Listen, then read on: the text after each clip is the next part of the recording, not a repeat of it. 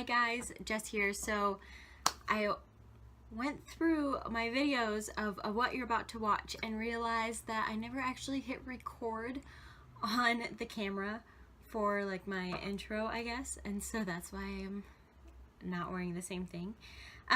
But I undid my entire wedding succulent dough bowl that I had as part of my guest table that you might have seen in a previous video. If not, please go check it out. I worked really hard on it. I'll put a link to that down below. But yeah, I had a really fun time undoing everything, and I think that they all performed really well in the dough bowl. A couple of things that I noticed that I just wanted to mention to you guys is that since everything in there was different heights, for me, since I live in Minnesota and I don't have really great sunlight, some of them grew a little bit taller than I would have liked because I couldn't get them the certain distance to my grow lights that I wanted to, since some of them were, you know, vastly different sizes. I think one of them had a fungus of some sort, but that one died within like a couple of days of it being in there, so I don't think it was gonna make it to begin with. But all the rest of them did really well. My Haworthia, which like you'll see in a couple of days, it'll be my next video. I harvested a ton of babies from that because it just pushed out tons. While it was in my dough bowl, you know, I watered very not irregularly, very regularly, but not very frequently, is what I'm trying to say. So with that one, since there was no drainage hole, I just tried to do a really good job at making sure I wasn't overwatering and kind of listening to the plants. If they looked thirsty, I gave them water. So yeah, that's about it. They performed well. I took it apart and I just kind of wanted to show you guys my process so you could kind of see the end result of that. So I hope you guys enjoyed this video.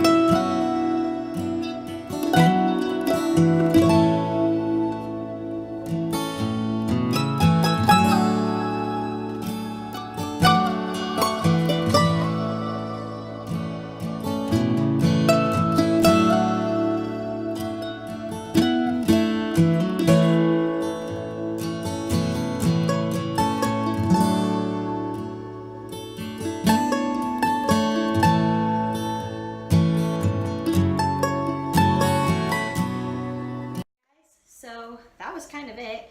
Now I'm just gonna take this dirt, I'll probably reuse it. You know, it's still really fresh. I've only used it for about a month. You know, in the video, you might have seen it, but I was taking off like all the dead leaves and all the mealybugs that I saw. I only saw a couple plants that had a mealybug or two, and they didn't look super infected on the rest of the plant.